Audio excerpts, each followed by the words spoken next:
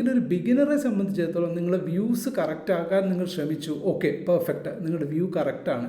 അപ്പോൾ നിങ്ങൾ ക്യാപിറ്റൽ ഇൻവെസ്റ്റ്മെൻറ്റും നിങ്ങൾ കഴിയുന്നത്ര ATM at the money strikes select ചെയ്യാനുള്ള ഒരു ടെൻഡൻസി കാണിക്കണം. അതല്ല എന്നുണ്ടെങ്കിൽ 1% അല്ലെങ്കിൽ hardly 2% out of the money നോക്കാം, ഓക്കെ ഫൈൻ, അത് വലിയ പ്രോബ്ലം ഇല്ല. അതിൽ ഡെൽറ്റ വാല്യൂ എന്ന് പറയുന്നത് ഇമ്പോർട്ടൻ്റ് ആണ്. നിങ്ങൾ ഫാർ ഔട്ട് ഓഫ് ദ മണിയൊക്കെ പോയി കഴിഞ്ഞാൽ അതിൻ്റെ ഡെൽറ്റ വാല്യൂ 0.10 അല്ലെങ്കിൽ 0.2 റേഞ്ചിലേക്കൊക്കെ വരുന്ന ഡെൽറ്റ വാല്യൂ ശ്രദ്ധിക്കണം. നിങ്ങൾ എടുക്കുന്ന ഔട്ട് ഓഫ് ദ മണി ഏതാണ്, അതിൻ്റെ ഡെൽറ്റ വാല്യൂ എത്രയാണെന്ന് നോക്കണം.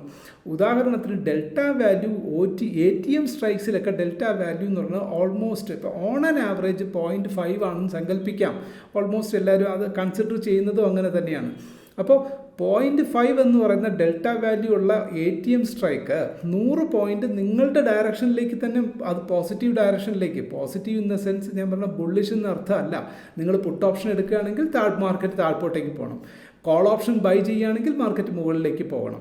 അപ്പോൾ ഈ രണ്ട് സിനാരിയോയിലും നിങ്ങളുടെ പോസിറ്റീവ് വ്യൂ എന്താണ്? നിങ്ങൾ കോൾ ഓപ്ഷൻ എടുത്തു കഴിഞ്ഞാൽ മാർക്കറ്റ് മുകളിലേക്ക് തന്നെ പോവുകയാണെങ്കിൽ 100 പോയിൻ്റ് മുന്നോട്ട് പോയി കഴിഞ്ഞാൽ നിങ്ങൾക്ക് 50%, അതാണ് ആ ഡെൽറ്റ വാല്യൂ 0.5 എന്ന് പറഞ്ഞാൽ എത്രയാണ്? നിങ്ങൾ ഇൻവെസ്റ്റ് ചെയ്യുന്ന പ്രീമിയത്തിൻ്റെ, നിങ്ങൾ